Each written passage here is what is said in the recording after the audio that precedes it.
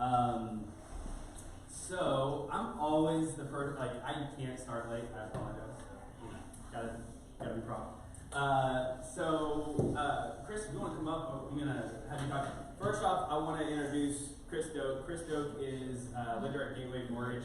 Highly recommend him. And he's gonna. Hey, how's it going?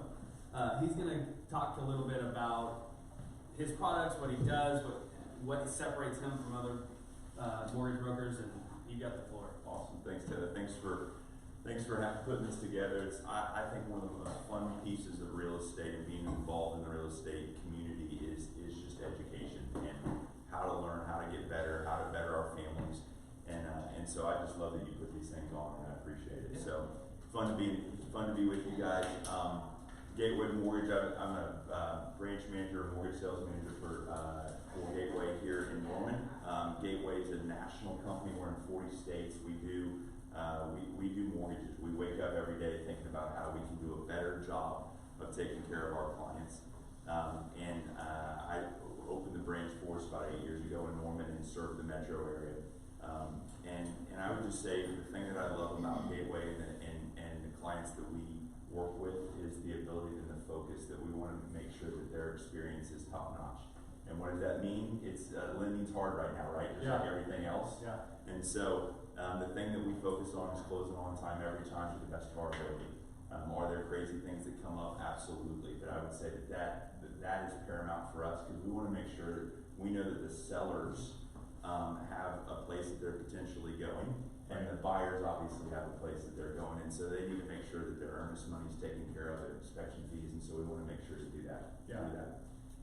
Communicating on a weekly basis with all of our clients, realtors, borrowers, making sure that we're communicating and keeping them in the loop. And you do that on a certain day, right? Yeah, Tuesday update calls. That's our day. Every Tuesday, you're going to get an update on what's going on. And I don't care if I talk to you Monday, Wednesday, Thursday, and Friday, but Tuesday is the day that we're going to talk about the file and let you know how we're doing.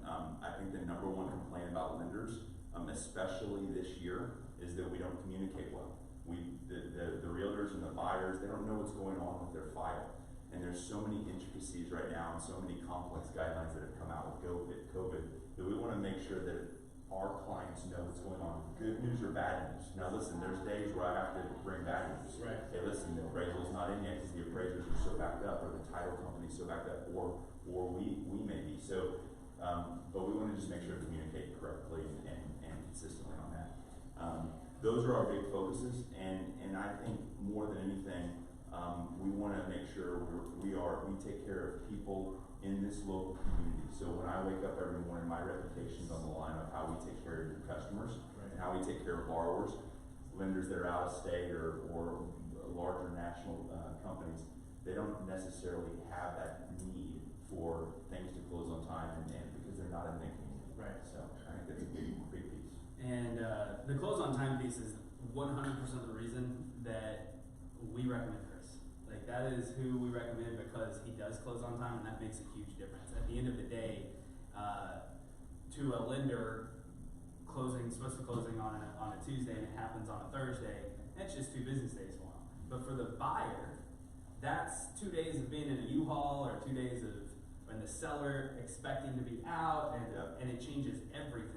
And so that close on time rate is the thing that was when I was interviewing lenders that we would recommend.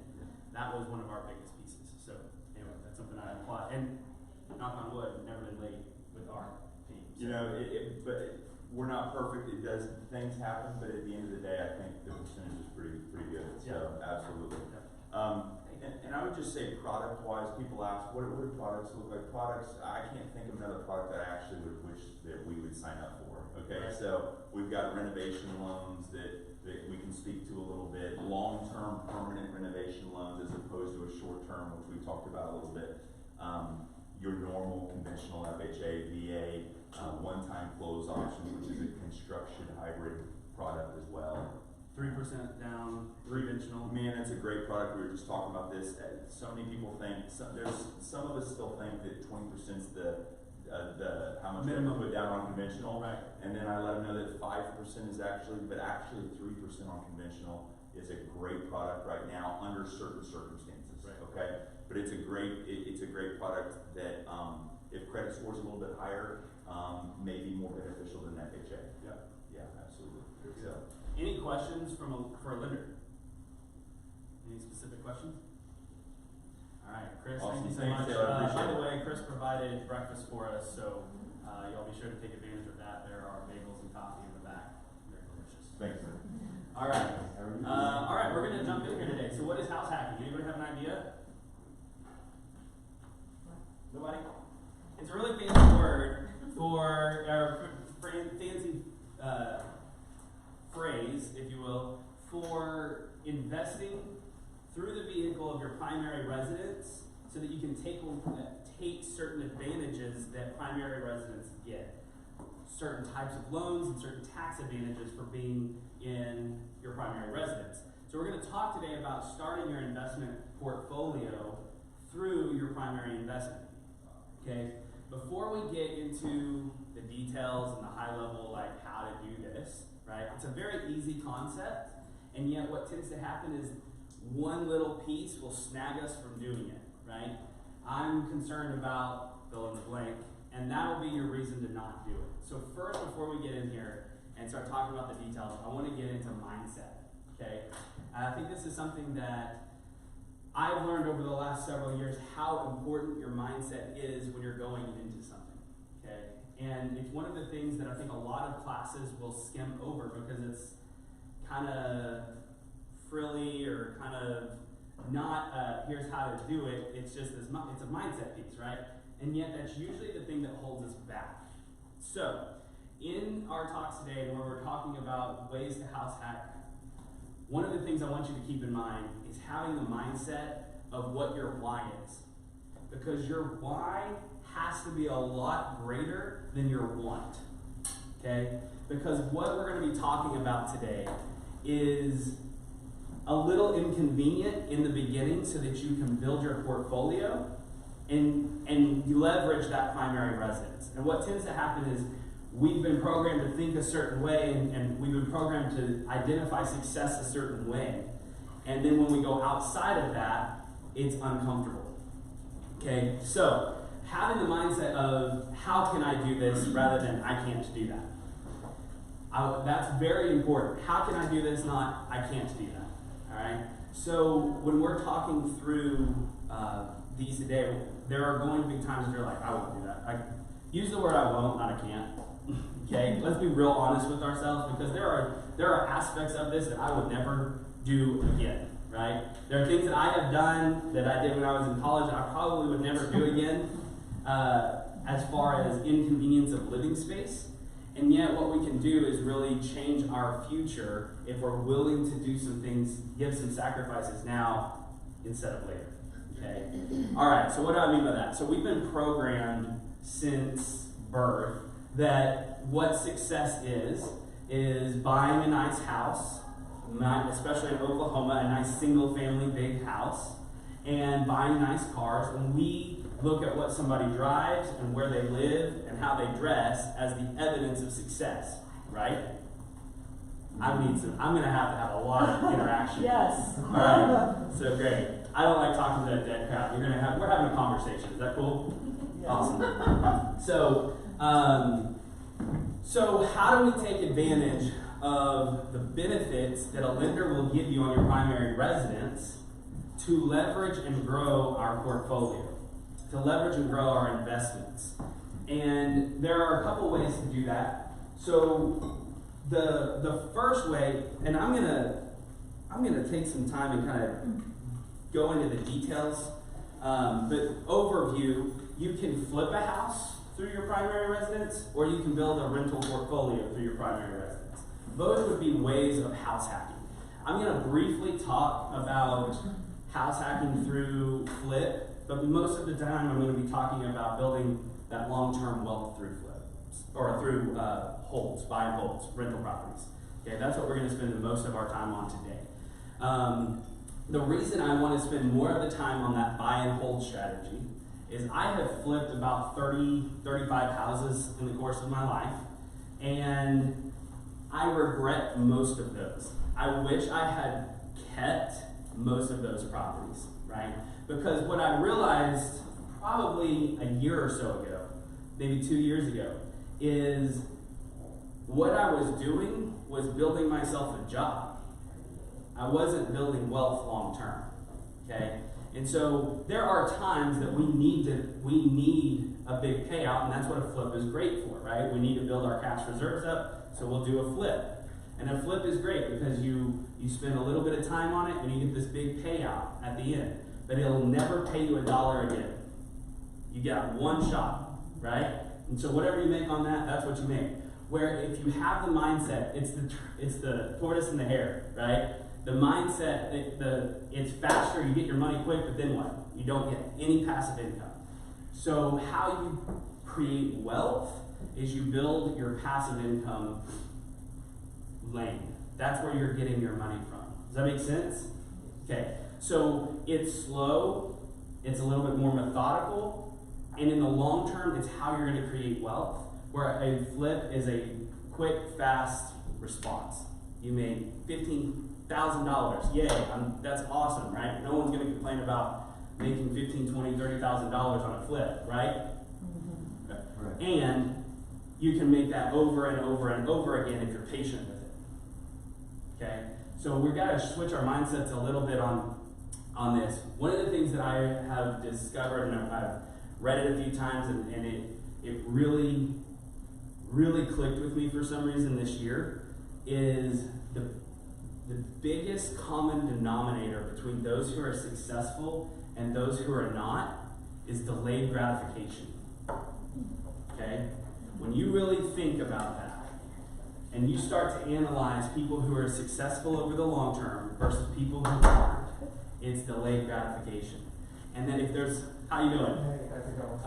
If there is one thing that you can take away from today, mindset-wise, is am I willing to delay what I want now for my why later? Okay? Because your why has to be a lot greater than that want, because we know how great that want is. And I'm spending a lot of time on this mindset issue, or this mindset subject for a little bit, because it's very, very important. This is the most important piece, because if you get this mindset right, it doesn't matter if you implement the strategies I'm going to talk about, or if you're implementing other strategies, you can be successful if you have the right mindset. Are we all on the same page? Yeah. Cool. So, now that we got that out of the way, we need to start to unlearn what we've learned, right? And so what tends to happen is I've been in this business for 12 years now, and with very, very few exceptions, what tends to happen is someone gets qualified for a house. They get qualified for $250,000 to go buy a house. I've almost never, it's happened a couple of times, but I have seen very few times where somebody's pre-qualified for a $250,000 house and they go buy a $125,000 house. It just doesn't happen. Why is that? Bigger is better. Right, so we are programmed that I get to show my success through certain avenues, right? And so it would be a hit to keeping up with the Joneses if I went and bought a $150,000 house when I really could afford a $300,000 house, right? And so what tends to happen with almost very few exceptions, almost every time, whatever you're pre-approved for, that's what they go and do, right? And that is what most people want, and that is what most people will do. And I think if you're in this room today, you're here to think outside of what most people think, right? You got here 10 a.m. on a Saturday morning, and it's gloomy and cold, and you could have stayed in bed, or whatever. And you're here, so I believe that you have the mindset to change that, right? So, going into house hacking. All house hacking is leveraging your primary investment for your rental portfolio or a flip. So why would we do that? The average, for the average investor, for the normal investor, if you're going to go out and purchase a property for a rental, you're going to have to put 20% down, right? People, all right. Hey, we need some energy in this room, all right? All right. So you're still engaging together. That's We're what it is. mesmerized. We're Yes. mesmerized. This room's full and we need some engagement. All right, here we go. So the average on if you're going out and you're buying a house that's an investment property, you're going to put 20% down, right? When you're going out and you're buying your primary residence, because the government loves homeownership and wants to promote homeownership, they have incentivized it by allowing you to put as little as 0% down in some cases, right? There's different types of loans out there. Rural development's 0% down. VA is 0% down. There's FHA products that are 3.5% with down payment assistance that you can get. There are all sorts of avenues and vehicles that you can get to your primary residence that are not available to you if you're an investor, because they want to promote home ownership, not necessarily investment. And so the government has allowed a lot of these loans to be built and subsidized and backed a lot of these loans so that someone can get into their house without having to put 20% down. We want to start our portfolio, right? You want to start building that empire, that real estate empire. Maybe it's just one or two things, but it tends, usually once you have success with one or two, you tend to just keep going, right? And so usually by the end of your first rental property, you'll decide real quickly if this is the right avenue for you or not, right? And so I love real estate. This is what I do. I'm passionate about this. I can talk about this for hours. It's what I like to do. My team knows that because I spend a lot of time with them while talking about this. So there are several different ways that you can house hack. So I'm going to start with the easiest. I'm going to go to the most inconvenient, but that is going to grow your portfolio the fastest. And we're going to give some examples, okay? So the first type is going to be a single-family home with an auxiliary unit. And so what is an auxiliary unit? So an auxiliary unit is a second living space that is not like a 50-50 split. That would be a duplex, right? So an auxiliary unit could be a whole house or a detached garage. So one of the vets who's on our team, she has done this. Like her primary residence is a single-family home, 3-bedroom, 1-bath, normal house, has a detached garage with a 500 or 600 square foot apartment on it. So kind of unintentional, or probably not even labeling it as house hacking. She has house hacked in the sense that what is happening is she is having someone else pay for her primary residence. She is offsetting that expense. We need to understand, before I go any further, I want to, how many have read Rich Dad Poor Dad? Anybody in here? About half the room, okay? So one of the things that he talks about in there is in order to create wealth, you have to invest in assets. What the problem is what most people define as assets, or the traditional thought process to an asset, is not really an asset, okay? So what I mean by that is, he talks about in the book that your home is not an asset, okay? Which is kind of this, one of these sticking points that a lot of people kind of, what, gasp at, especially people in my industry, right, who sell houses all the time. Now, he will say, and I will say all day long, that if you're going to rent a house or if you're going to own a house, it is going to be significantly better that you own the house, right? If you're choosing between those two things.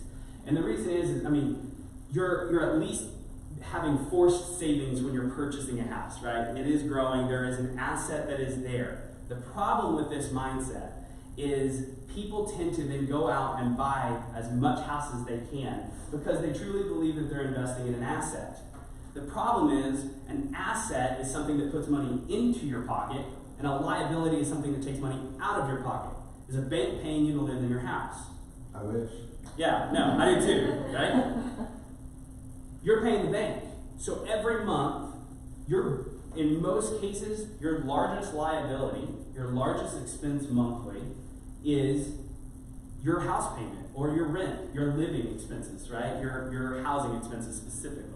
So what tends to happen is people go out, they realize they can qualify, they spend all of this money, they think they're investing in an asset, but really what they're doing is they're putting a large dollar amount in their liability column every month, because it's not putting money into their pocket, it's taking money out of their pocket, okay? So we have to really unlearn what we think we know in order to move forward and really be investing in assets. Because what tends to happen is as we buy that bigger house, it comes with a bigger monthly payment.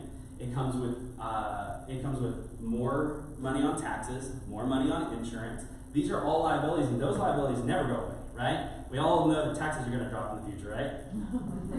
Yeah. So it's unlikely that this is going to get better. In fact, a great example is my wife's grandma lost her land, family land, had been in there for years, paid off because she couldn't afford the taxes on it, right? And so as our income changes, oftentimes we can't even keep up with the thing that we thought we could, and we don't have a payment on it anymore, right? And so these are liabilities, and these are all in that liability column. So we have to switch. How do we switch our liability, our largest liability, to an asset?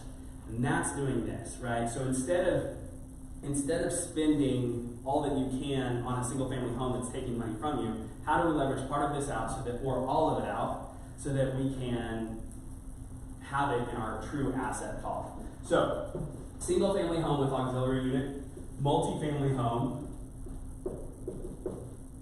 and single family home where you rent by the room. I know everyone just gasped. And a single family home where you rent all the rooms. All right.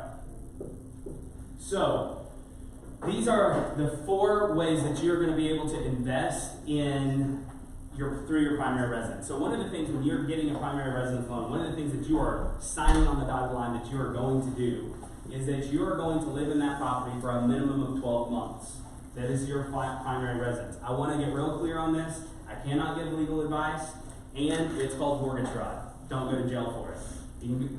Good news is, if you don't do this, if you don't do this right, and you choose to lie and say you're going to live there, and then you don't, you may move things out of your liability column because you won't have a house payment anymore because you'll be living for free for 10 years. Okay?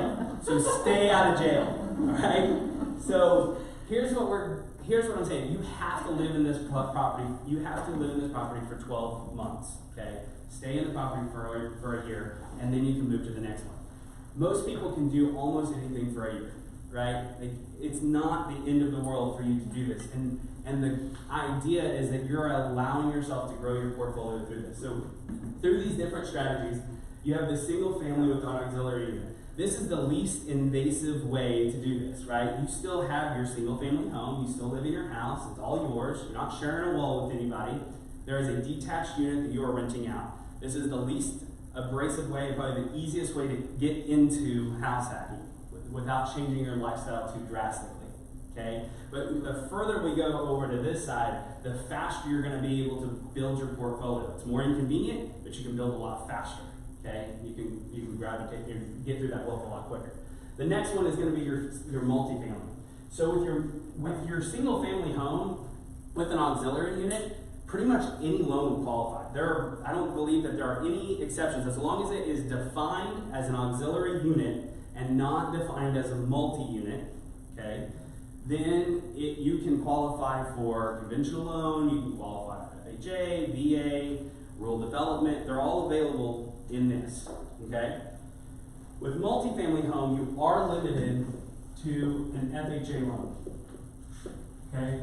So FHA is Fair Housing Administration.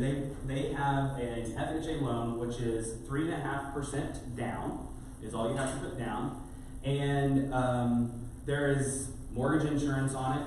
It's a really good product because it's only 3.5% down. You're not having to invest a whole lot. The downside to the FHA loan is you can only have one at a time. There are very, very few exceptions to that. You won't qualify for those exceptions unless you're having to be moved because you're in the military, you're forced to move. There are some small exceptions to it, but it's not common, okay? So for the most part, just plan on you can only do that one once, okay?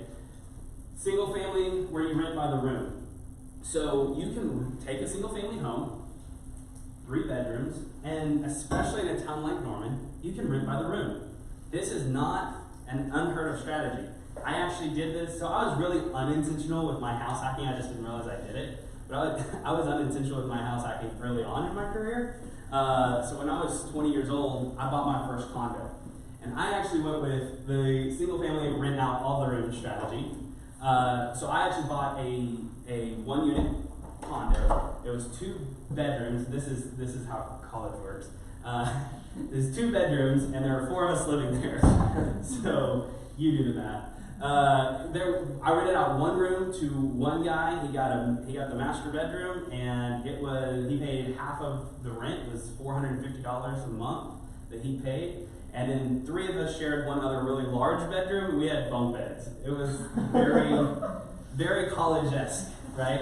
But what I did is I actually made about $200 a month after I paid my payment and my condo association fee and the bills. I ended up making and putting in my pocket about $200 a month. My roommates paid for everything, right? So that is a way to house hack. It's perfectly legal as long as I'm living there as my primary residence, right? So we've got the rent by the room strategy where you can rent out all the rooms. And there's a book that I just read called House Hacking. Guys, it's really a thing. Read this book, and the guy who wrote it, his first house hack, he was in Denver, and he rented out all of the bedrooms, and he literally put a curtain up in the living room, and he lived on the other side of the curtain. And so it just depends on how big. I really don't expect a lot of people in this room to go and do that, okay? But his why was a lot bigger than his want. He wanted the same thing that we all do. His why was big enough that it was what he wanted more was financial independence. So he was willing to go into a temporary inconvenience to have that long-term wealth, right? And so now he is completely financially independent. He has house hacked enough times that all of his house hacks now pay for his lifestyle. And that is what you can do. I'm not saying that you have to do that. If you just want to get rid of your monthly payment, that's taking something out of your liability column and moving it to your asset column. That's the right move, right? So you can rent out all the rooms. You can keep 1 room to yourself. Congratulations, you have a bedroom. And you can rent out the other rooms. And especially in a place like Norman, you have a lot of options because Norman has people coming through for the university that that'll stay for a few months at a time or a few weeks. There's traveling nurses. There are people that will stay in a kind of that mid-range. There are people that'll rent out a room for an entire semester. Or you can do a short-term rental strategy, which is Airbnb, right? Everyone's heard of Airbnb? Okay. So Airbnb allows you to rent out by the room as well. In fact, that's how it started. Interesting story, and this is a sidetrack, but it's called Airbnb because the guy who started it lived in San Francisco, and there was a conference coming into town, and he had an air mattress because prices were so high to get hotel rooms that no one had hotel rooms. So he threw his air mattress on the floor and rented out an air mattress, hence the name Airbnb. So when your why is greater than your want, you can find creative avenues. So I keep coming back to that because it's really important that we have the right mindset, okay? So you can rent out by the room. Multifamily, this is the strategy that I think is the most common. Most people have this mind, or a lot of people have had the mindset of, I can buy a duplex or a triplex or a fourplex, live in one and rent out the others, and it'll offset my expense. So the only downside to this is you can do it once, and then you would have to refinance it into something else, okay? So you can get an FHA loan, live there for 12 months, go and refinance it into a conventional loan, which you would have to have 15% equity in. So we'll talk about how you can get that. And then you can refinance it and go do it again, okay? If I were starting over, and if I were to start from the beginning, I would actually go with a more aggressive approach and then work my way down this. Does that make sense? So you're kind of rewarding yourself, all right, I'm going to be in an uncomfortable position for 12 months. I'm going to get a conventional loan, and I'm going to be uncomfortable for the next 12 months, and I'm going to rent out my rooms, right? And then after that 12 months, then I'm going to go get an FHA loan, and I'm going to get a multifamily. And then after that, I'm going to go get a single family with an auxiliary unit. And then after that, I'll just go get my single family house, and I'll live in it, okay? So that is a lot of people tend to start off on this side. They work their way up that scale to build their portfolio, and then they're out. Does that make sense? I have a question. Go for it. So do you know what the definition is of living in the house? Cause I have a fifth wheel, Mm-hmm. so if the fifth wheel is technically on the property, Yes. talk to me about that. So how do you qualify as living in the house? Okay, I'm really, really, really glad that you brought this up because that's actually an example in the book.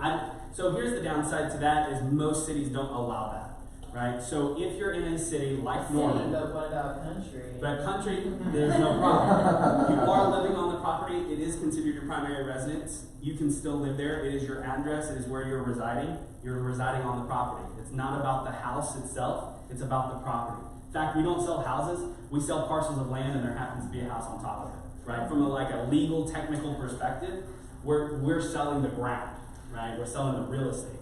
So as long as you're living on that real estate, and that is a strategy that a lot of people start off with, where they will have an RV that they live in while it's their primary residence. It's something that a lot of cities don't allow, so for Norman, that's not an option unless you're rural, okay? So if you're outside of the city limits, that can be an option. I happen to know that Norman doesn't allow that. I'm not sure about some of the surrounding cities, okay? So that is a great question, and that is a really quick way to start going down this path, because then you can rent out the whole house, right? And you've already started, or you can rent it out by the bedrooms and manage it. So how do we get started, right? That's kind of the first question that everyone wants to know is like, okay, well, where do you start? Well, you really start with finding the property. The nice thing about this is you don't have to go find some really steal of a deal to make this work, right? This works by buying at market prices, right? This strategy can build at market prices. So the thought process behind house hacking is this is a little bit of a slower strategy. This is not really a strategy for somebody who's a full-time investor that all they want to do is be an investor, right? So this is for the person that has their day job and wants to keep their day job for the time being and then build wealth slowly, right? So my advice, you can go learn all the different ways that investors find the deals. Usually that costs, there's money in finding these deals a lot of the times, like if you're really doing direct marketing strategies or you're trying to funnel leads to a website. Those are things that you can do. I don't think that that's really the strategy that I would suggest for house hacking. Really, you just need to get with a realtor, and have them help you find what you're looking for. Define your criteria, start looking, and then find that house. As far as the loan side of things, the lender is really going to help guide what is the best thing. That's why I wanted to bring Chris in today specifically, right? Chris is somebody, so here's the thing about lenders. Lenders tend to think really inside boxes, and if it's anything outside of what they normally do, a lot of lenders, their default answer is no, even though it could be perfectly legal and perfectly within regulations. It's just not something that they have done before, and therefore it's uncomfortable. Chris is not like that. Chris is one that's going to go find the regulations and understand, and even if it's an obscure regulation, he's going to find that. Does that make sense? It's really important that you're working with a lender that is going to be understanding of what you're trying to do. Okay? So on the multifamily, you can go buy up to a 4-plex. Okay? Anything beyond 4 units is considered commercial property and will not qualify. So when you're looking for it has to stay under 4 units.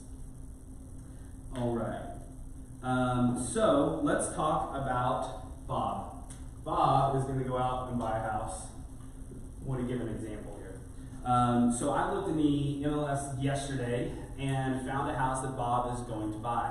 Bob is going to go start off with a single family rent-by-room strategy. Okay?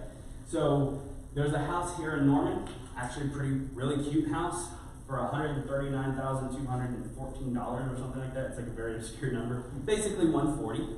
Okay? So Bob goes out and decides he wants the house hack. And he goes and he finds a house for $140,000. I'm going to do math. Does anybody want to have a calculator open?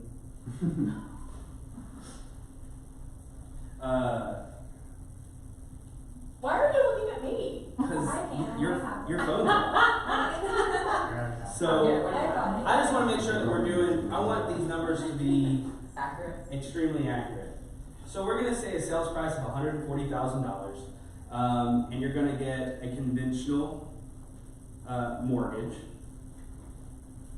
So $140,000 on a conventional mortgage, and he's only going to put 3% down on this mortgage. Tiny fine.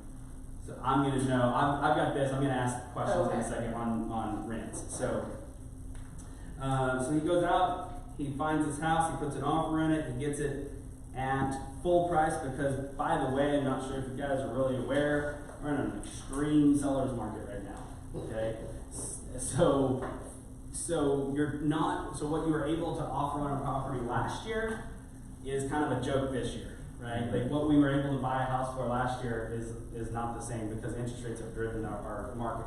So he pays full price for this house. Goes in, it's $140,000. He doesn't even get to negotiate at all. His down payment's going to be $4,200. His closing costs are going to be about $4,500, maybe $5,000, somewhere in that area, depending on his insurance and the taxes on it.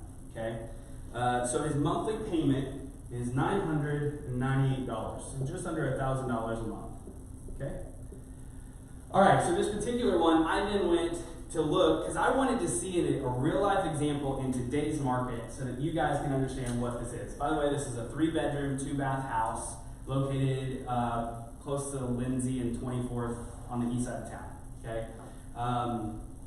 So, cost $1,000 a month with interest rates as they are today, and he's going to go out and he's going to go with the rent-by-the-room strategy, okay? But he's going to live in one of the rooms. So he's got 2 rooms that he can rent out. There are 2 different strategies of renting out by the room. Really, there's 2 different strategies with all of this. You can either look at short-term rental or you can look at long-term rental, okay? Very quickly defined, short-term rental is technically anything less than 30 days. Long-term rental is anything more than 30 days. Your average long-term rental is going to be a year-long lease, although that's negotiable. And your short-term rental is going to be your nightly stays, where they come and go all the time, right? So, I'm actually going to teach an entire class going into pretty good detail of working with Airbnbs and having success through your Airbnbs on your rental properties. I currently have 6 Airbnbs, and that has been a game changer for our portfolio. Just in the amount of cash flow we have, you can cash flow a whole lot more on a short-term rental strategy, and it's a whole lot more work. Okay, so I just want to make sure that we don't have this mindset going in that it is, oh, this is like peas and carrots and things. It's not hard, it is just time consuming and it is work, right? So when you have a long-term lease, it's work for a few days or maybe a week as you're trying to find the right tenant and you get them in place. And then as long as nothing goes terribly wrong, which you're living at the property, so probably won't, then you don't have to touch it for 12 months, right? It's a very passive way of doing it. If you're willing to spend a little bit more time, your short-term strategy will actually work out better. So, does he want to do short-term strategy or does he want to do long-term? Long. Okay. So when I ran the numbers yesterday and I looked on Facebook and Craigslist, Facebook Marketplace and Craigslist, because these are where you're going to find most of your rent-by-rooms. Okay. Zillow is probably the leading place to find rentals. They don't allow a rent by room, they only allow the whole unit to be rented out. Okay? So if you're going with a rent by room strategy, it's Craigslist or Facebook Marketplace. Let's be real, it's Facebook Marketplace. Okay. So on your Facebook Marketplace, I looked and a rent by room is between $4 and $4.50 a month in this area. Okay? So let's say he gets an average of $4.25 a month. So he's got 2 extra bedrooms that he's going to rent out at $4.25 a month. Okay, so we're at $850 a month that is taken off of what he would be spending for his house, right? So we can agree that $850 a month is no longer a liability, it is going into the asset column, correct? What about taxes and insurance? So that is included in the $998. Yeah. So that was taxes, insurance, principal, interest, and mortgage insurance all in that price. Was that a 15 or 30 year? That's a 30-year. So most people are wanting, if you're going with this strategy, and I'm really glad you brought that up, You go with a 15-year strategy if you're looking for more equity and you're looking to pay off those loans quicker. If you're looking for a cash flow, which is typically what people are looking for in the beginning, you want that 30-year note because it's going to bring that payment down. Yeah, it takes twice as long to pay it off, but you've got that early cash flow. And then as you begin to snowball, okay, as you begin to snowball, then you can go back and start paying down faster if you want to relieve that debt quicker. But there's 3 ways. I'm going to come over here. In rents, there are 3 ways that you make your money, okay? So the most common way, or the most common thing people look at is cash flow. Cash flow is the difference between your expenses and your income. It's your profit.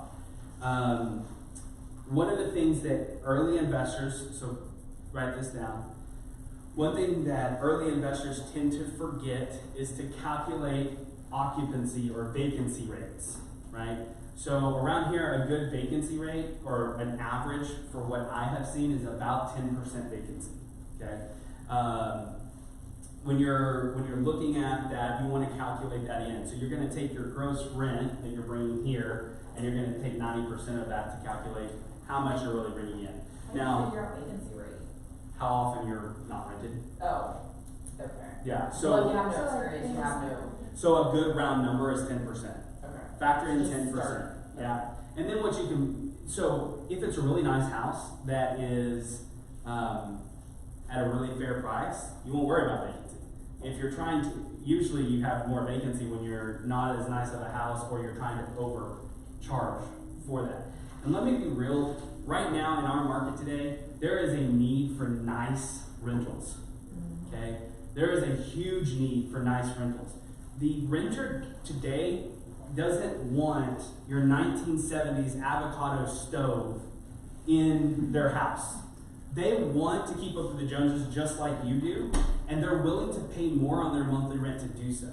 So when you go in and you decide to cut some expenses, okay, and you're not giving them what they want, it reflects in your vacancy or it reflects in your monthly rent, okay? So it's really important that you're going in and refurbishing it and giving a product that the market is desiring, okay?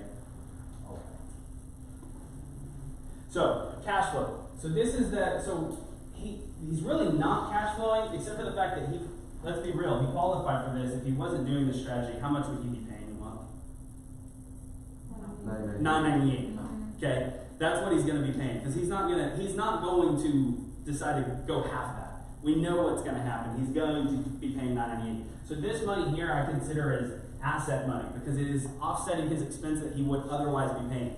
So even though he's not cash flowing yet, because he's still paying some, he's making that much money in his asset column every month. We on the same page? Okay. The next one is through your equity. So there is natural appreciation and there is forced appreciation. Natural appreciation is when you're calculating appreciation, natural appreciation is usually counted nationally at about 3%. That's just the average. There are years like 2008 where you will actually have negative appreciation or depreciation.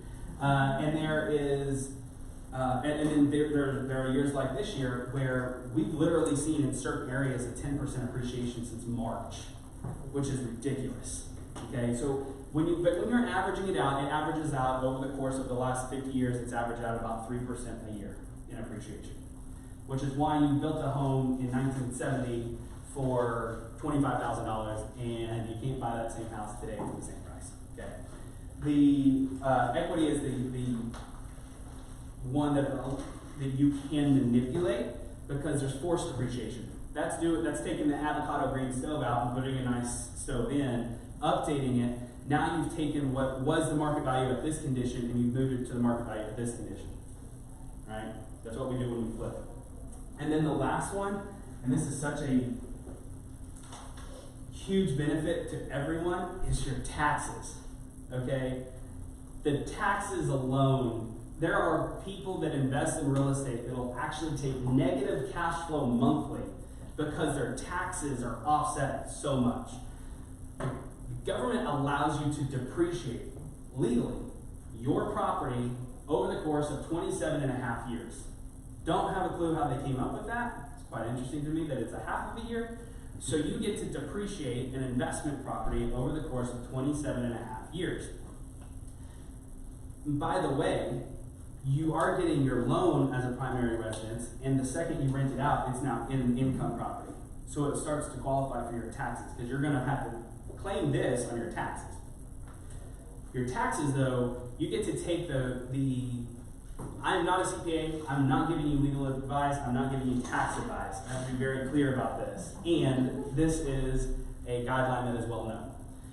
You can take the value of the property, subtract the cost of the lot, or the land, and divide it by 27.5. So Bob here bought a $140,000 house. Let's pull up the handy dandy calculator. So he's got a $140,000 house. Let's say that the lot is valued at $25,000. That's probably roughly what it would be valued at. So Did you that's say the value of the lot is 120? 25,000. Oh, 20, oh, like literally the land. Just the lot. So you take the land, if the house wasn't there, you can't depreciate the land because you still have the land, but for some reason you can depreciate the house, the structure, okay? So there's $115,000 after you subtract the lot of the land, so that minus 25,000 is 115,000. This number, we get to divide by 27.5, which brings us to $4,181. This is, real estate is, to my knowledge, the only area that you can take a loss on a business and move it over to your personal, okay? Most of the time, if you owned a McDonald's and your McDonald's took a loss, you don't have to claim any income from that McDonald's because you didn't make any, and you don't get to take that loss and carry it over to your personal. So if you made money over here, let's say I made $100,000 at my job and I owned a McDonald's, and this was a loss, I can't move that loss over to this. I still have to pay taxes on what I made over here. The exception to that is real estate. So you can actually take depreciation out of your personal column, out of your personal taxes. So let's say Bob makes $50,000 a year.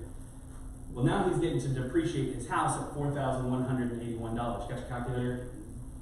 I'm just gonna pick on you.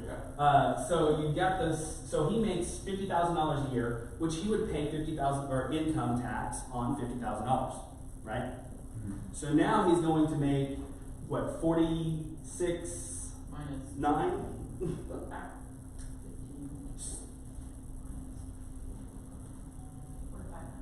45,815. So now he's only gonna, instead of getting taxed on $50,000, he's gonna get taxed on 40 what? 45,819. 819.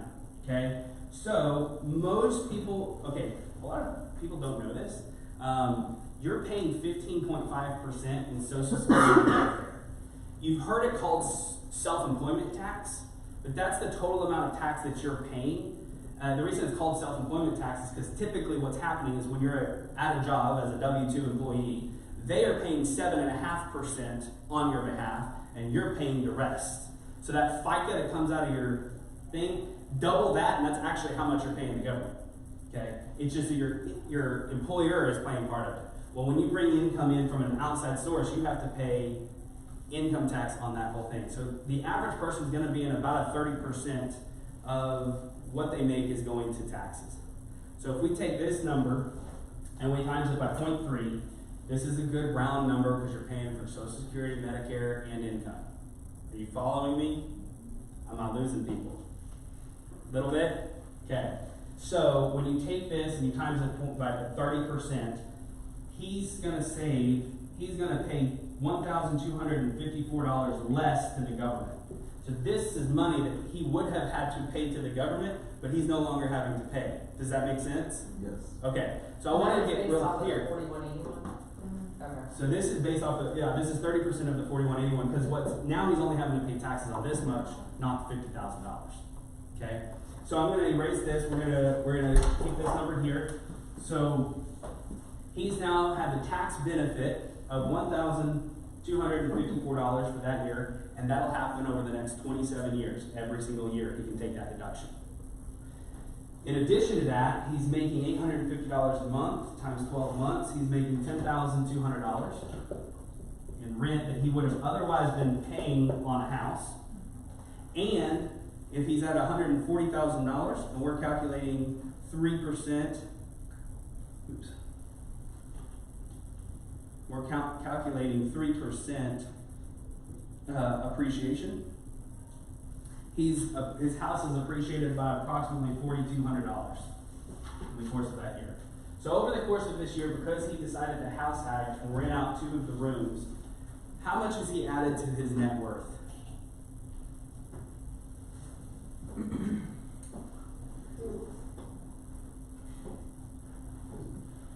$15,654 In 1 year. in 1 year. You guys following this? All right. So when you start to and so then he's not going to stop there because he wants to move up, right? He's kind of tired of roommates. So he's decided that he can either now come back and rent this whole property out as one unit in a more traditional way, or he can find another roommate to replace himself and still rent out by the room.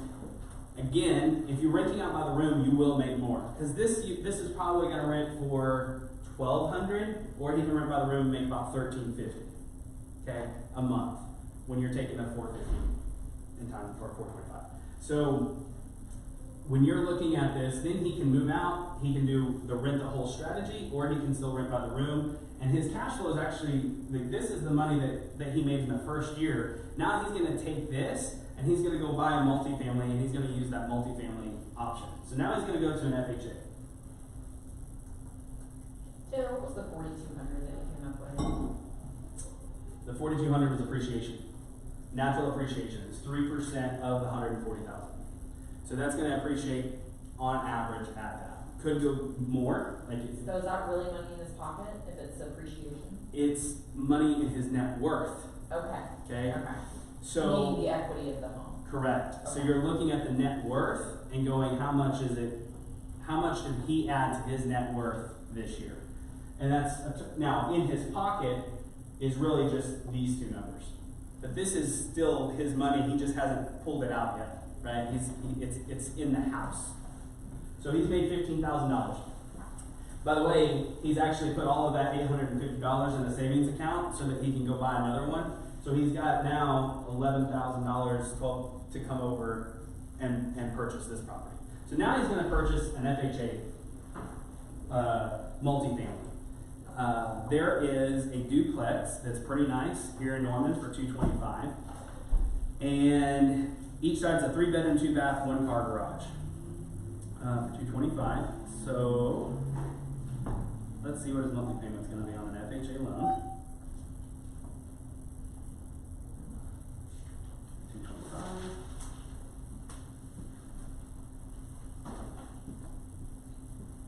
His monthly payment is going to be so now we're coming over here. His monthly payment is going to be $1,532. Still has that property. Now he has this one. This is his monthly payment. He had to put down. So is he moving? He's Yeah. just the multifamily. He's been there for a year. He's moving. Refinanced from now. He doesn't have to refinance that because he got this on a conventional loan because it was a single family. Okay. So he didn't have to do the FHA. Okay. But Okay.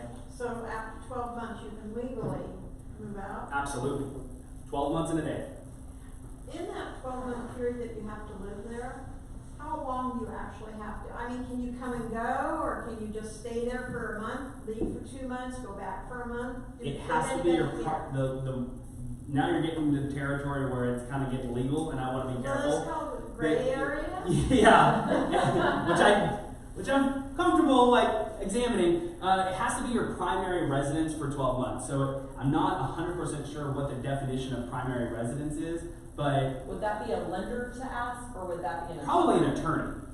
Define what that is, because you just live there for a year and then you don't have mortgage fraud. This is my weird scenario. Our primary residence is in Alaska. Obviously, we don't live there. I mean, Gotcha. we don't spend time there. I got to spend a whole week there, but it's still technically our primary residence.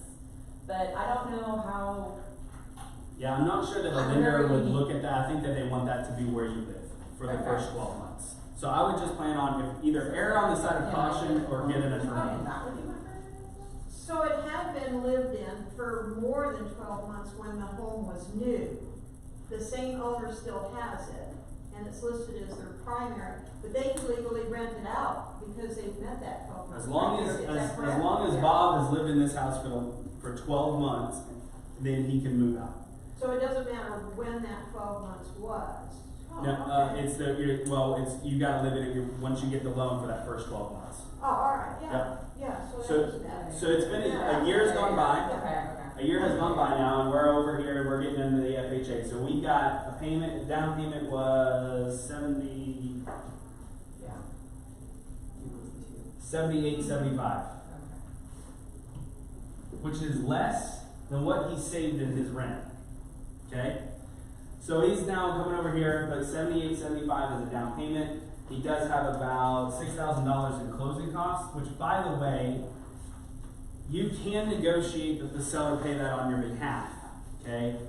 In today's market, it's a lot harder to do that because it's very competitive out there. So if you're needing more, if you don't have enough cash or feel comfortable with your cash reserves, you may actually raise the sales price in your negotiation and then ask them to pay for your closing costs to offset that.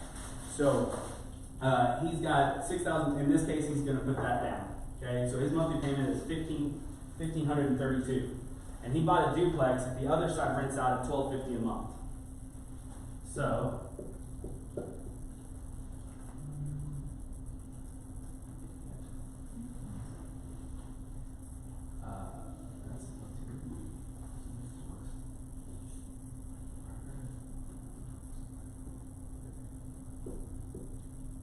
So he's now paying $282 a month for living in this property, and he's got his whole place rented out. And he kept the whole place himself. If you want to kind of do a hybrid, he has 3 bedrooms still, and he could do the rent-by-room model in one side that he's in and rent the entire side out the other way. Does that make sense? So he could completely be without any expense left. That's cash flowing now. Now he's cash flowing here if he were to do the rent-by-room strategy.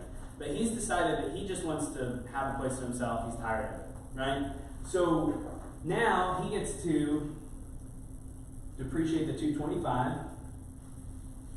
And so we're going to say that the lot is $25,000 again. So he gets to depreciate $200,000 over divided by 27.5. His tax benefit in this case is now $7,272. So this is his tax benefit. His appreciation, I'm actually going to appreciate a multifamily property slightly less than I am a single family property. They tend to appreciate a little bit slower because your buyer pool is investors usually. Okay? So the nice thing about single family is you get a higher appreciation. The nice thing about multifamily is you typically get higher cash flow. So it's how you offset that. So I'm actually going to appreciate at 2.5%. So instead of 3% times 0.025. So his appreciation is 5. And he would have been paying $1,000 a month here, but now he's only paying $282. He's appreciated $5,625, and he's got a tax benefit, or he gets a loss on his taxes of $7,200, which is going to be about $21.81 saved in his pocket. Do you see how this begins to then snowball? Like what happens if Bob keeps doing this for a few years, right? More and more cash flow, less and less expenses in the column, and eventually he has enough cash flow, tax advantage, and equity that he's now financially independent. Does this seem like a possibility? And he's done it with low money down, low interest rates, got to take advantage of it being his primary residence. And anyone can get started in this because the thing that most people are afraid of when investing is just the getting started. It's kind of overwhelming. The hardest property is the first. Not because it's the hardest, but just because you are scared out of your mind. Like, and it's uncomfortable. The first time I did a flip, it was a tornado damaged house in 2013. I was a little scared, and I did it, and it was a great learning experience for me.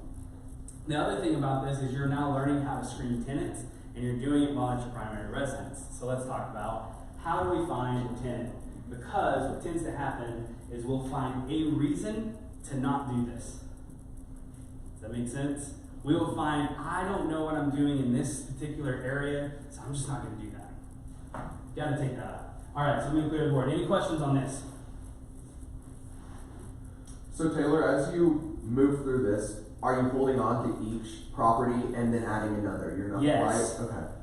Yes. It's an additive process. So you're just adding to it and adding to it and adding to it. And really, around here is as well as our houses rent in comparison to the price. Has anybody heard of the 1% rule? Okay, so 1% rule is a rule of thumb that investors kind of look at as just it's not how they, as just an initial way to look at something to see if it might be a deal, and then they go and analyze it. Don't ever use this as your reason to buy or not buy. You need to analyze the numbers. But a rule of thumb is a 1% rule. If I'm buying a house for $100,000 and I can get $1,000 a month rent, that's a 1%. Oh. That's typically a really good deal. Okay. It's not always the case. There are other factors, but around here we can hit that 1% rule fairly often, or close to that 1% rule, where we're really close to that. In San Francisco, you're not going to get anywhere near that, right? So we have an advantage here in our marketplace to be able to do this and have that cash flow, so that after just 2 or 3 times of doing this, you can live free. That's the goal, is that you're getting that liability, that you're getting your house out of your liability column and moving it to the asset column. You started to have a question. Yeah, the year that you have to stay primary or whatever, so I believe you were saying you couldn't have 2 consecutive FHA loans, but if you went that year, potentially you can, or you have to switch. You can't. So in this first example, Bob bought this house on a conventional 3% down. So then in the second one, he bought an FHA. If you wanted to buy an FHA again, you would need to then if he wanted to buy another multifamily in year 3, he needs to go and refinance this into a conventional mortgage. Then that gives his FHA eligibility back. Once that's done, then he can go out and buy an FHA loan. Does that answer your question? Yeah, because I was thinking if I just kind of made that year grace period, you could get another FHA. No, unfortunately, you can only hold one at a time. So you'd have to refinance or go back to something that qualified under a conventional. And you're wanting to go FHA with the 3%, 3.5% down, right? Right, because FHA is the only way that you can buy a multifamily home. Actually, I take that back. FHA and VA. So if you qualify for VA, you can buy up to a 4plex. There are some qualifiers to that, but you can qualify up to a 4plex. But FHA and in most cases VA are the only loan products that allow you to put less than 20% down on a multifamily property. Can you do this with USDA? I'm assuming not multifamily. No, but- not multifamily. You can do these. Yeah, you can do a single family. Okay. Okay, they don't allow multifamily. They actually, conventional will allow single family with an auxiliary unit. Yes. Okay, I have a question about your 1%. So you buy a home for 100, and you need the 1% of 1,000. Is that 1,000 per month? Is that 1,000 additional per year? It's 1,000 a month, so it's 1% on the monthly income. That is a basic rule of thumb that do not make a decision based off of that. And that's all that is profit? just do what? Is that all profit, or can you subtract the mortgage from that? No, you're just looking at what is the gross rent versus the gross. So like the gross rent is $1,000 a month, and I bought it for $100,000. That's 1%. That meets the 1% rule. And in most cases, and as the market has appreciated, it's becoming more and more difficult to get the 1%, and yet you can still get close. Okay, so even this didn't hit the 1% rule, right? If he rents this out on his own, afterward he's probably renting it for $1,250, maybe $1,300. So it doesn't quite meet the full 1%. $1,400 would meet the 1%. Make sense? Okay, any other questions on this? So, I want to briefly talk about the benefits of flipping through your primary residence. This is really simple and easy. You're going to look at the flip the same way that you would look at it as if you were not living there. But because the government does not want to tax you for your appreciation in your primary residence, they want you to have that money tax-free. If you live in a property as your primary residence for 2 out of the last 5 years, in most circumstances you will not have to pay or even claim income tax. I believe in all circumstances, but I want to leave a whole loophole there in case there are things that I don't understand about taxes. Okay, but you don't have to pay taxes on your gains if you live there as your primary residence for at least 2 out of the last 5 years, and it doesn't have to be consecutive. So if you go in and you purchase a property for $150,000, and you think that if I go in here and I'm going to do these updates, I'm going to spend $20,000 in updates, and it's going to be worth $220,000. Okay, this is a really good home run. All right, so you're going to spend $20,000 on the rehab. So you've got 170 in it, but then you're gonna sell it for $220. Okay, so you've got $50,000 in profit there, right? Everybody see that? If you were to just turn around and sell this, you're paying income tax on that $50,000. And by the way, that is income, and it can bump you up into the next income tax bracket. Okay, so when you're doing a flip, you're paying a lot in taxes. That's one of the biggest downsides to flipping a house is the tax consequence. If you live there for 2 years, or 2 out of the past 5 years as your primary residence, you're exempt from paying that tax. You get to pocket the full 50. Questions Say on that one more time. Okay, so in this scenario, buys a house, fixes up while he's living there. Yeah, 2 years later, he sells it for $220,000. got it. Obviously, there's closing costs and things like that, so let's just say he actually profits $40,000 as his profit. What would typically happen is at the end of the year, he's going to have about a $10,000 tax consequence for that, right? Maybe more, depending on his tax bracket. So if you live there as your primary residence for 2 out of the last 5 years, you don't have to pay any tax on this profit, okay? In addition to that, there are loan types that are available for primary residents specifically for this scenario. So this is what we consider forced appreciation. Okay? Forced appreciation is when you go in and you are doing something, you're changing something to the property to make it more valuable. It could be adding a bedroom. So a lot of the times in other parts of the country where basements are prominent, a lot of industrial strategies is they'll go in and buy a house at market value, but then they're going to add two bedrooms and a bathroom downstairs in the basement, and now they forced the appreciation to go up. Around here, you'll see people maybe add on or maybe convert a large room into bedrooms or things like that that could potentially make it go up in value. Most of the time around here, what people are doing is just making it nicer. They're not really changing a whole lot about how many bedrooms and bathrooms are in there, but they're just making it a nicer house and it's forcing that appreciation. Does that make sense? Okay, so there's a specific type of loan for flipping, and it's called the 203. It's an FHA loan, and it's called the 203K loan. Okay, the 203K loan allows you to go in. There's actually 2 parts to this type of loan. And by the way, Chris briefly mentioned this as a rehab loan. This is what he was talking about.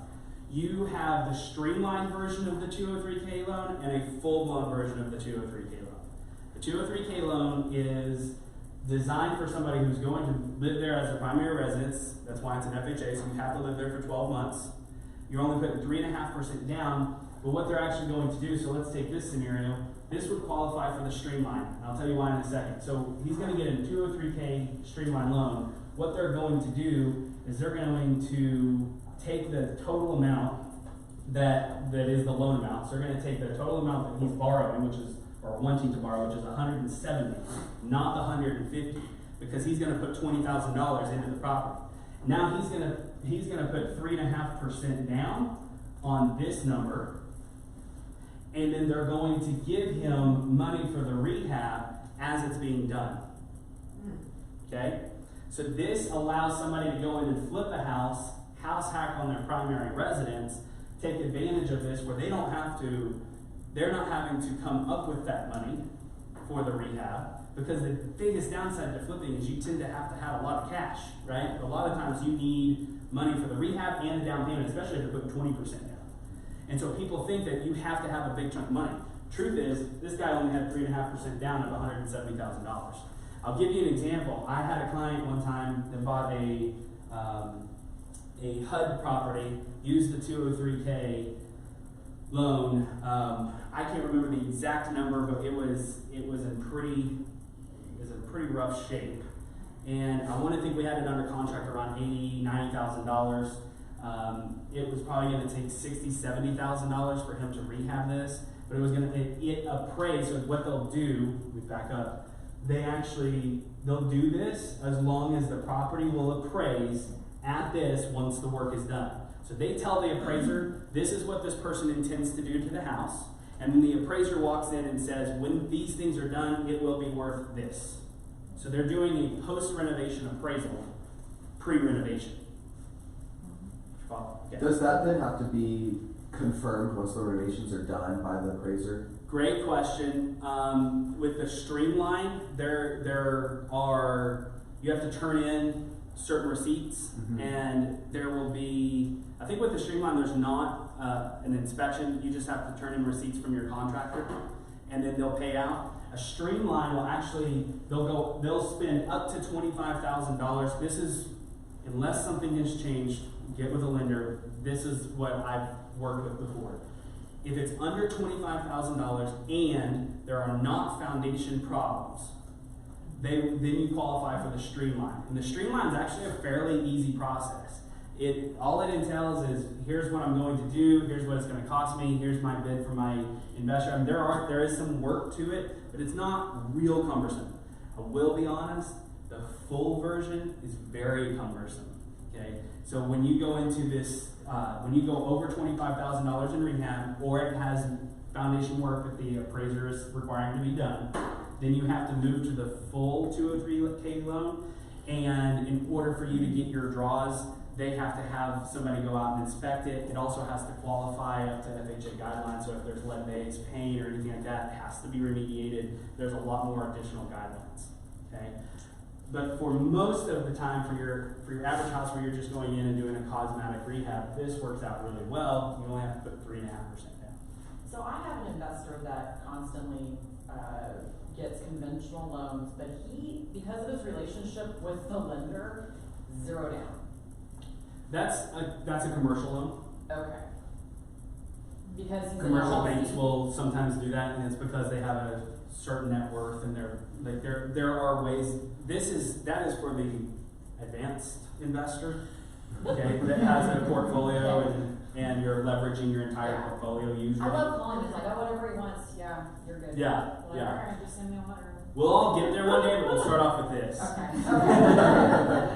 So, $170,000 is what he got to do this, right? So he didn't have to come out of pocket the $20,000. He only had to come out of pocket 3.5% for what he was already approved for at the 170. Okay, this is the benefit. This is the house hack to the flipping side. But I want to remind you that what this is a payday. It's not a whole lot different than your job. You work, and then you get paid. And you get paid once for the work you did. It doesn't create wealth in the sense that it's not going to passively be coming to you month after month. So just have the mindset, and this is how I didn't start off with this, but I started off on the flipping side so that I could build up a certain amount of cash to then go invest in long-term rentals. That's what I was gonna ask you next was, do you recommend flipping to get out of debt? If you have short-term problems, is a flip something you? I think it's going to depend on person to person, what their goals are, and what their why is. So if their why is to get out of debt quickly, absolutely. If your why is to eventually have enough cash flow so that you don't have to so it pays for all of your expenses and you can live freely, then I would say don't flip it, keep it. Which is really my goal. Like my goal is I want to consistently have more cash flow coming in than I am spending. And so if I want my expenses, if I want to go buy a new car, I actually intend to go buy a new house that's going to cash flow enough to pay for the new car. Does that make sense? Mm-hmm. That's my goal. So I don't want my expenses to go up until my cash flow goes up. Okay. I have a quick question, I yeah. should have asked on the other part, but when it's your primary residence for 12 months, can it be a family member that lives in it for 12 months? It has to be It's the you. person that takes out the loan. Yes, it is Who's you. gonna know? There are a lot of people that are in federal prison right now because they lied. Like, that was a thing that happened in the 80s. There's actually a big investor in the Oklahoma City area that went to prison in the 80s because they had 20 FHA loans. They just lied that they didn't. So just stay out of jail. I would highly advise you to just live in the property for 12 months. Like My a mom's a family. gangster. Do what? My mom's a gangster. That's all right. I like knowing what the lines are. Now, that's different if a family member goes along with them. That is true. So you can't, there are certain, in fact, Chris and I were just talking this morning, there are certain loan types where you can't buy a conventional property for your parents if they're, so it's actually a loan specifically for aging parents where they may not qualify, but you do, and you can buy it for them. So there are some What about the reverse? exceptions. Great question for a lender. I'm going to encourage you to call Chris because he would know. So I'm not 100% sure on that. I don't want to give wrong advice. He had a soccer practice and he ran, or his kids did. So he left his cards in the back of it. All right. Any questions on flipping inside a house hack? Did I cover this fairly well? We all good? Okay. So, one of the scarier parts to doing the rental strategy is how do I find the tenant, right? How many people have heard the horror stories that some tenant did something and destroyed their house and destroyed, right? Okay, so I'm going to encourage you, first off, be very careful in your advertisements. Be very careful in your selection because there are fair housing laws that you can go to jail if you can get sued or you can go to jail if you're discriminating against anyone. There are you cannot violate any of those based off religion, race, sexual orientation. There are several that have been that are there. Handicaps. There's a lot of things. So be careful that, for example, you can say no pets, right? But an exemption to that is if that pet is there as a service animal. You can't stop somebody from renting your property if they have a service animal. Isn't that within your first 4 rentals? I'm trying to remember the rule about that. What? There's something in that book that's saying that you can be more selective up to 4 rentals. So let me give an example of how you can be selective. And it's not really being selective as much as it's attracting the right person for you, especially if you're doing the rent by room strategy, right? So one of the things that you want to talk about is who is the person that you're trying to attract. When I was 20 years old, I was trying to attract other 20-year-old people that we probably. But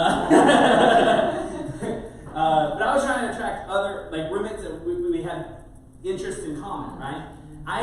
You have to be careful in how you're doing that. And there are ways you can do that. Like if I'm putting great schools, who am I attracting? Families, right? So I probably wouldn't do that if I were trying to attract another single younger person. I'd probably put close to downtown, nightlife, things like that. I'm attracting a certain type of person.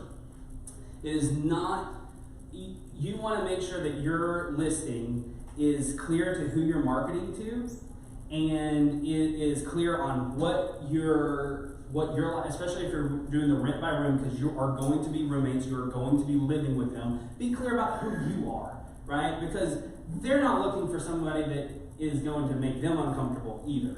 Does Does that make sense? Like, you want to talk a lot about, you can talk a little bit about you, what your lifestyle is like. It might be that we're never home, I travel a lot, and I'm not going to be here often. That could be a selling point, right? You can try to attract the right people that they're living with, but you can't make decisions based off that. Does that make sense? Yes. Okay. So make sure you're always following the best guidelines and fair housing laws. With that said, if you're doing a rent by the room strategy, you have to decide if you're doing long-term or short-term. If you're doing short-term, you can go on to VRBO or Airbnb. Every city has their own regulations. Norman has theirs. Most cities around here allow for it, but there are special permits you often have to get. It varies You from have to be city. cautious with HOAs too. Yes, so certain HOAs will not allow that. There can be deed restrictions on that for short-term rentals. Since short-term rentals are a newer thing, it's normally the newer or real active HOAs that would have some kind of a restriction, or they would have a restriction on renting in general, right? So Brookhaven Village, there is no rental. You can't rent in there, period. Long-term or short-term. So you need to always look at that. That's part of your due diligence. When you're doing the rent by the room strategy, you can do it on short-term, VRBO, Airbnb, or you can do it on long-term, which is going to be Facebook Marketplace or Craigslist. I would actually encourage mostly on Facebook Marketplace. There is something that just you're able.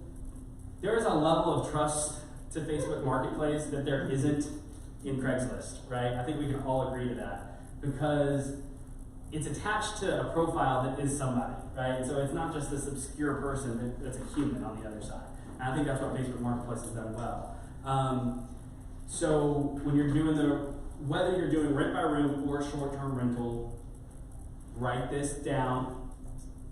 Pay for professional photos. And don't pay your niece. Okay? So pay a professional for the photos. You are marketing this property. You have to have the mindset of, I need the biggest pool of potential tenants so that I can pick the best. And then you have criteria. This is so you can tailor your marketing to attract the right type of person. But what you really need, most and foremost, is to have a standard that you go by. For example, in very, very rare cases, has there been one of those nightmare stories with somebody over a 600 credit score that makes 3 times what their monthly rent is. So a great way to hedge your protection is to have a standard like that. You can have a standard of no pets. Obviously, service dogs are going to be, or service animals would be an exception to that. You can have a standard of no pets. You can have a standard of you have to make 3 times what the rent is. So if my rent is $1,000 a month, I need to see that you make $3,000 a month. Because the fact of the matter is, if they make 3 times what they're paying in rent, when things get tight or there's a bad month, the first thing to go isn't usually the house. When you're only making double or even less than that, and this is your big chunk, and then something goes wrong, what's the first thing I'm not going to pay? Okay, so we want to make sure that they have the ability to pay, and we want to make sure that they have something to lose. That's where the credit score comes in. If they have a 600 or above credit score, they've had some intentionality and some payment history to prove that they are not behind on their payments, that they're active on it. Now, you can look, and sometimes when you're looking, you can make exceptions to that if you want. For example, if you have several candidates and none of them really hit all of your standards, and one of them has a 585 credit score, and it's because they had a medical thing a few years ago, that's a little different than if they have a rolling late payment every month, right? So you can look at that credit score to determine that. Write this down. Great resource for you. Cozy.co. COZY.co. This is a property management service that is free, and I use it for my rentals, and it's very user-friendly. It's very easy to do, and you can set your tenants up on auto withdrawal so that on the first of their month, It auto withdraws from their bank account. The biggest downside to Cozy is, this is intentional, it takes 5 days to process and hit your account from when they get it, unless you pay to expedite that. So, good news is, by the way, mortgages are due on the 1st, late on the 15th. So if you get your monthly rent on the 1st, and it auto withdraws, but it doesn't hit your bank account until the 6th, that's okay, you still got 9 days to pay your mortgage. And there's no late fee until that 15th day. What, can you spell that, Cozy? COZY.co. Yeah. Do you kind of set up the same leasing agreements, like when someone comes into your house, I mean, are they protected the same, or can you get rid of them easier? Is it different than like what's in the whole house? So I have used, okay, so like on a rent by room. Yeah, it's like a room where y'all have the same rights. If It's you like- want, you can have somebody type up something like that. I've always used it in the state form. And it gives benefits to both sides, or it's an agreement that lines out what both sides can do. And I wouldn't say that it's more friendly to tenants or to investors. It's a pretty balanced one. I will say, I feel like our sales contracts in the state of Oklahoma are very buyer friendly. But I don't feel like our rental agreements are more tenant friendly than investor friendly. Does that answer your question? Yeah. You can listen, a lease can be signed on the back of a napkin. I mean, technically a lease is just a contract, and a contract is just an agreement, right, in writing. So you can type up whatever you want. I would highly encourage you to have somebody that knows a lot more than anybody else who does to write that up. So cozy.co is a great resource for you guys as far as the property management side of things.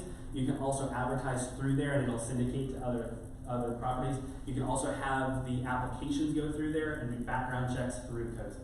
I think it's $40 to do a background check, and that you can look at both criminal and credit score. Okay, there's another hold on, pull this up. MyRental.com, I think.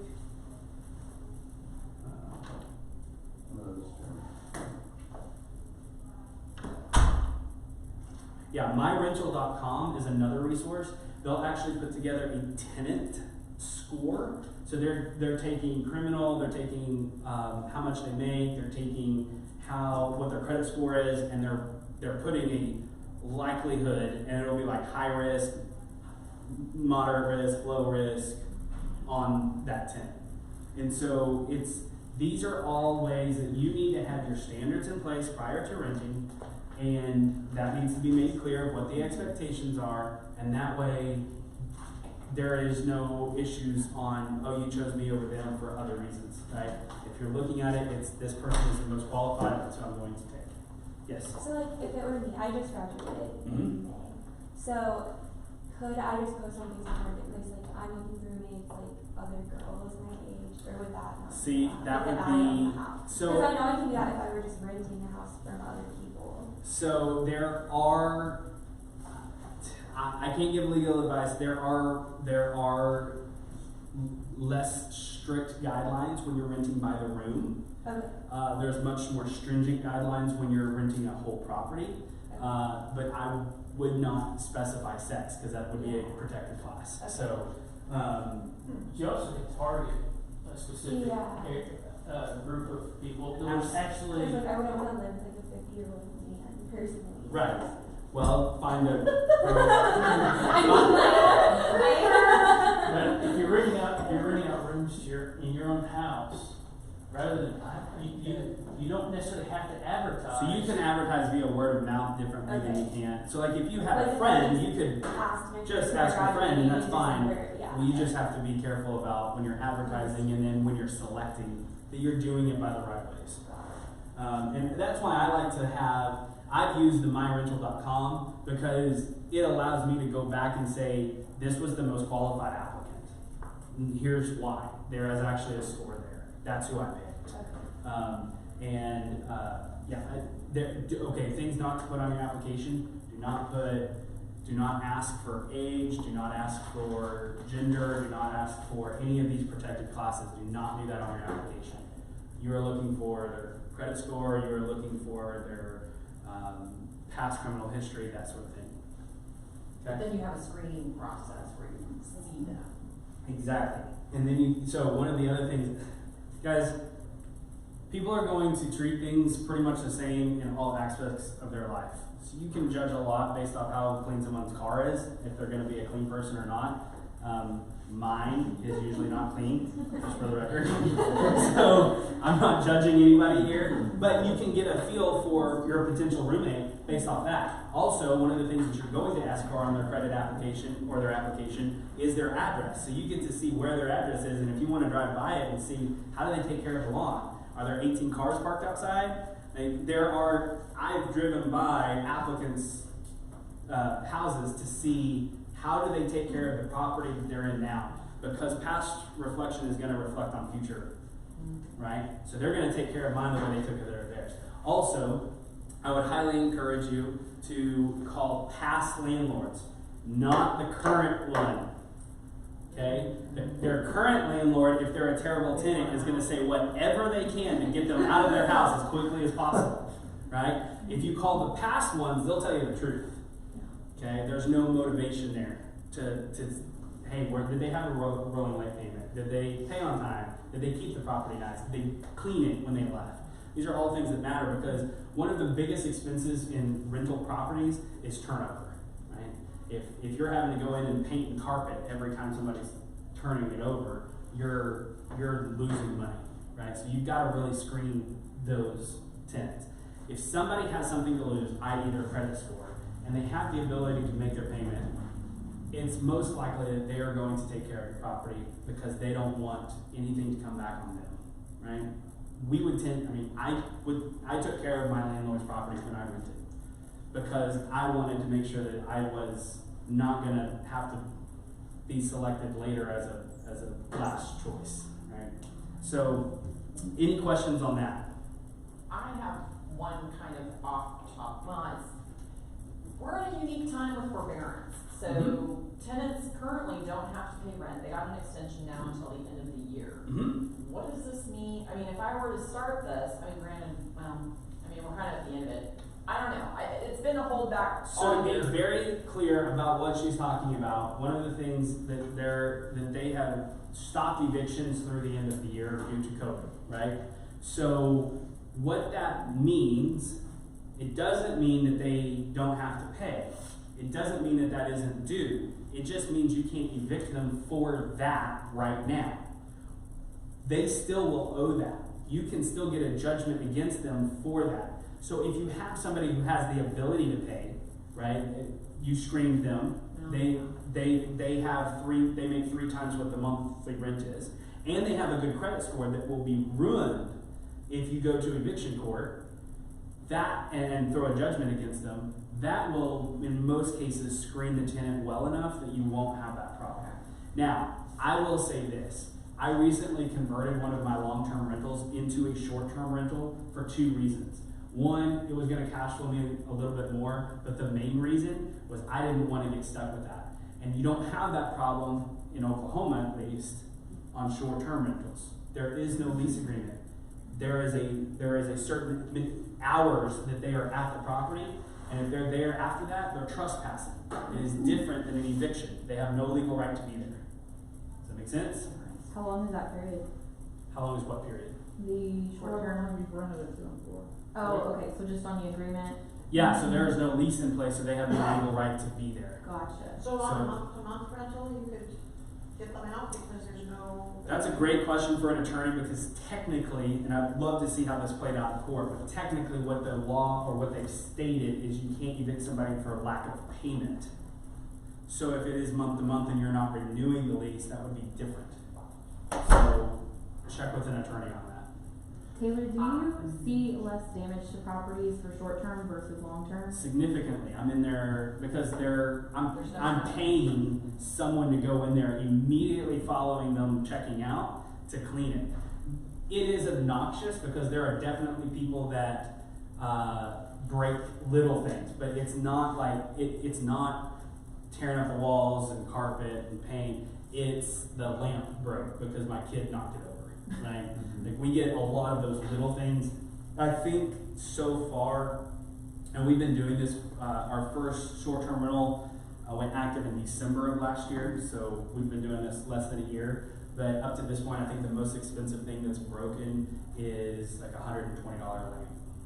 So it was like that's the most expensive thing. So you're Maybe getting- not put $120 lamp in your short-term. So you're getting more cash flow from those and you're getting less damage too.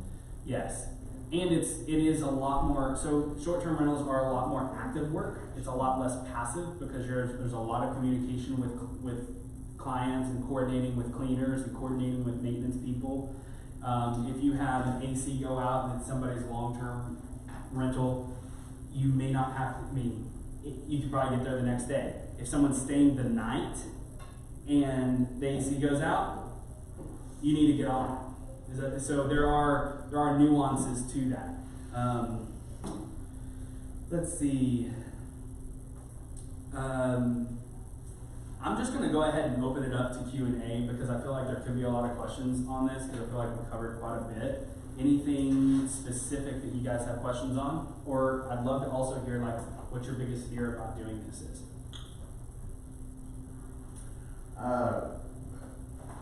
If like we went FHA or whatever, I think my biggest thought would be getting back to a conventional loan, potentially every time you try to do it, the next step. So your strategy would be specifically to multifamilies then? Well, we'd have to basically rent out a room, which we kind of thought just to get some, why not, rooms are gonna be used, but, to actually progress the plan, other than having somebody paying a little bit, to go from an FHA loan and refinance and get conventional, how do they look at what you're doing? You know what I mean? You're saying, hey, I'm making income, I got these two people here, does conventional look at that a little bit more harshly, or does it not? No, in fact, if you have a long-term lease, so here's another advantage to a long-term lease over a short-term rental. A short-term rental the income can only be counted toward your income based off your taxes. So you have to wait, so like I have shown zero income to this point on my short-term rentals. So a lender can't take any of the money that I've made so far this year and count it toward my income until I pay taxes next year. On a long-term rental, it's actually different. A long-term rental, they can take 80%, they usually look at it as 80% of the lease, as long as the lease is active and in place and up to date. So when you go in to do this refi, now you're coming in and saying, I have a lease with this person at $450 a month, and I have a lease with this person at $450 a month, here you go. They're gonna count that $900 a month towards your income to help offset your debt to income ratio. So it actually allows you to do it faster instead of having to wait on your taxes.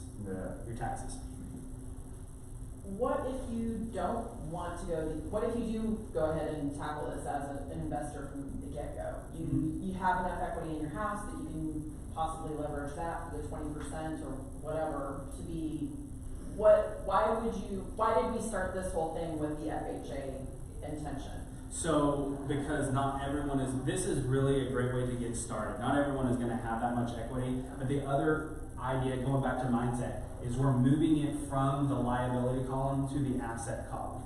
And so you're eliminating that monthly expense, whereas if you're doing it with a HELOC, you still have that monthly expense. So you can do it, it's just gonna take longer, because you're still having that monthly expense going out, and you're not leveraging it back. What's your view on tobacco, vaping, You can, marijuana these days? all of those things, so you can absolutely say no smoking. This is not a protected class. That is not a protected class. So you can say no smoking. I don't know that you can I have no idea on the marijuana laws. Like, you can say you can't smoke it. I don't know if it's considered medicine. That's a gray area. If it's considered medicine, it might be protected, but it's also not recognized by the federal government, which is being the one that enforces that. So that's a gray area, great question, but you can absolutely say no smoking. Is that how you handle your 30 rentals? Do what now? You said you had 30 rentals. Oh, no, I've done 30 flips. I only have like 10 rentals. So how do you handle that in your own 10 rentals? No smoking. Okay. Yeah, no smoking. We allow for a non-refundable pet deposit, so we do allow pets. That was something that I didn't mind not everyone has the same thought process, and they can cause damage. It just depends on the pet. So, Do you Yeah. feel your tenants are more cognizant of that though, that if there is pet damage, that they're more willing to pay for that? yes, and so we typically, so I think on the last two that we did, there was an additional monthly fee and a non-refundable pet deposit. So we kind of try to discourage it through that, but we didn't straight up eliminate it. If pets are a concern, which they really should be, then I would encourage you just to say no pets, and that be a standard. And then when somebody comes, because here's what's gonna happen. I have a really small dog, but he's a really good dog, right? And like, no, it's a dog, it's a pet, it's not a service animal, it doesn't qualify. I'm sorry, I'm not the right person for it. Can you just say no dogs and cats, because birds and fish are pets, but they really don't. You can say whatever you want, whatever your standard is. Yep. It's got to be the same for everybody that you, Yeah, you just want the rules to be the same. Any other questions?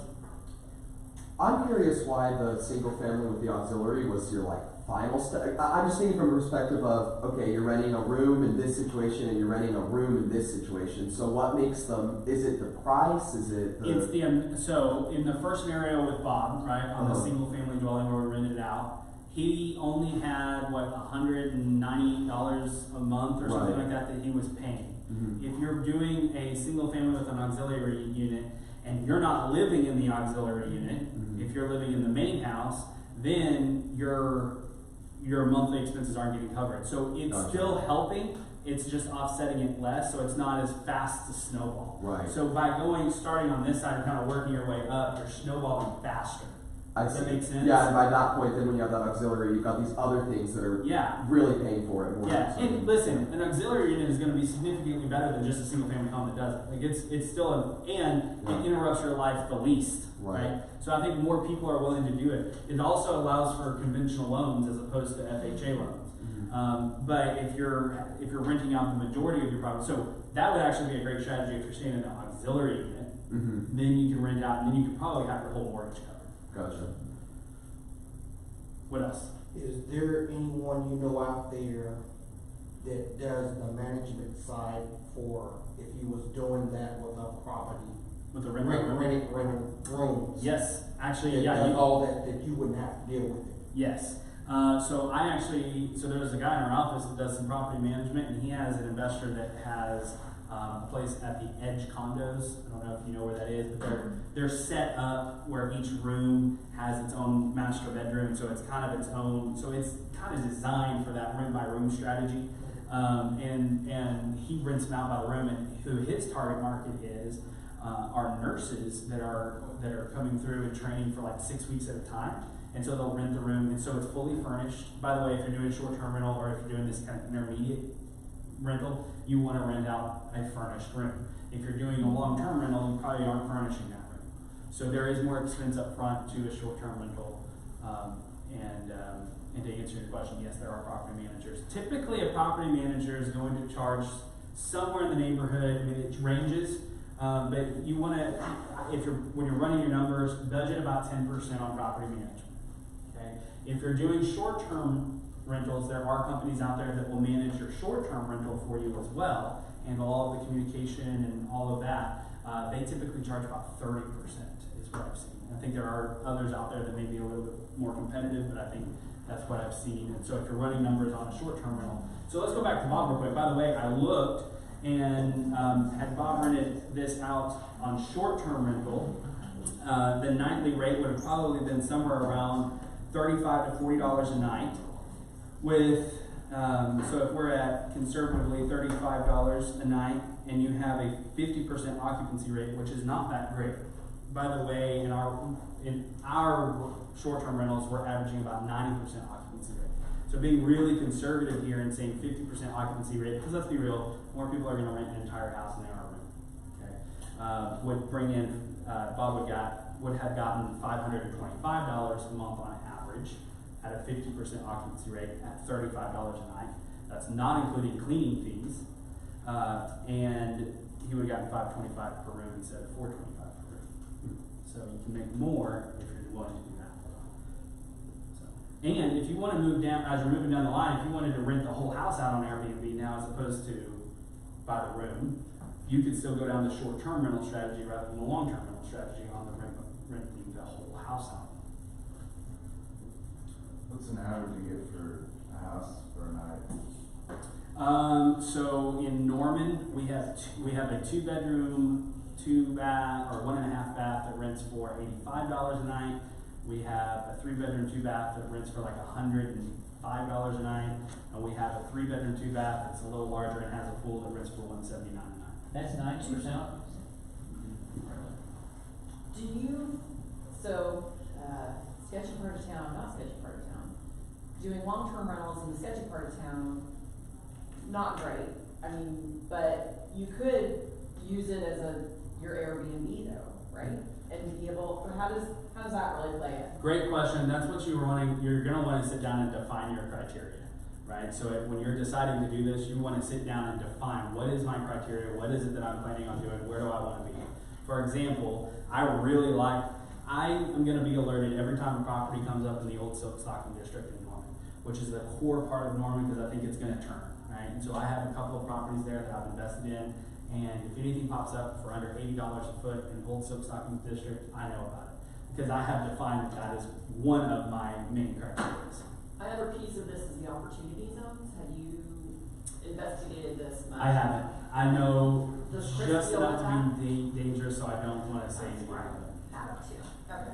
Okay. So if you buy a house in a not so great part of town, but you have suspicion that it is turning, you see improvements happening in the area, would you use that more as an Airbnb, a short-term rental instead of long-term? Would you be able to profit more because? I think you're probably going to have the same issues that you would long-term or short-term. So you just, I don't necessarily know that that's going to avoid all of the issues. Okay. So it just depends on what headache are you willing to deal with, Yeah. right? And so, for me, I tend to like Norman because there's really not any part. I like more in Norman. That's where I mostly invest, and it's because for me, the school districts are good. You will always have for me, I like to have an exit strategy. If things go wrong, I want to be able to sell it quickly. And I know that in more Norman right now, unless something major changes, you can do that. Historically, you'll be able to. Where if you're in a less desirable part of town, it can be a little less of a quick sale. So, any other questions? Oh, yes. Sorry. So you obviously have a deposit whenever you rent out a house and things like that. And I asked this because I actually have a friend who did this and bad things happened. So say like it's $1,000 deposit, they go in, and he actually had someone to stay there for 3 months. He fully remodeled it, and somehow did like $15,000 worth of damage. Yeah. So where is the rights within that, or how do you? So you can go after somebody for damages, but frankly, it was probably lack of screening that tenant well that caused the initial issue. Yeah. If you screen your tenants really well, which I'll be really honest and be the first to say that I've made mistakes in that department and I have learned from those mistakes. I've given every time I've had a bad tenant, there was something that popped up during the screening phase that was a red flag, and I chose to go ahead and move forward with it.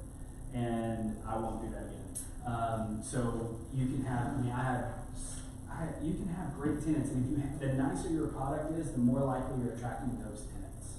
So that's the downside. If you're in a not so great neighborhood, you're probably going to get some not so great tenants because they're willing to live there. Right? That's all that's about the short term. So that's where there are parts of Oklahoma City where you can get a 2% rule, right?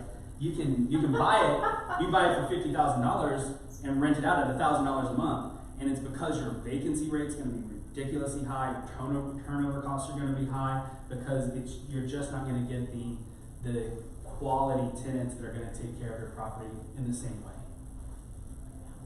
So, and I would tend to stay away from that. So.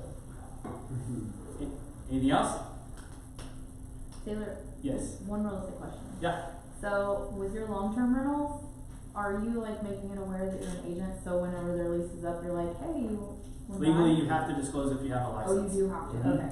Yeah, you have to disclose that you have a license, so you're going to disclose license number Is that an angle you take though? Do I know? Is that an angle you try to take though, if they're, Like if they're leaving, you think they may be moving by? well, we've even done that with some of his applicants. What, I'm sorry, I didn't. Like asking about your prospective tenants being prospective buyers to the team. Oh, yeah. So I will make an exception to my lease that if you buy a property, we'll let you out. Oh. So, That's nice though. so you have to be willing to let that to everyone who's an agent if they're wanting to buy. But I believe in home ownership, so I've always said that. Okay. So So you would say you can exit your lease agreement if you purchase a house? if you're purchasing a house, I'll let you go. Actually, you can't say it's even with you. Oh, okay. But I will let them out if they're going to purchase a house. Okay. Any other questions? Great. Thanks for coming, guys. And be sure to, if you're looking for a great lender, have a conversation with Chris. He knows his stuff and is going to be able to help you stay within the guidelines that you need to stay safe. Would Chris know about the opportunity, or may he be the first resource? Do what now? To talk to Chris about the opportunity zones or not? Yeah, I would talk to him about it. And if he doesn't know, you can connect with somebody who does. I have a very non-related question, but as a real estate agent, I have not sold a property yet that has a tenant in it. What are the rules? I just assumed because the property's changing hands, that the Let contract. me answer that in just one. Hey, real quick, if anybody is interested, we've got our buyer's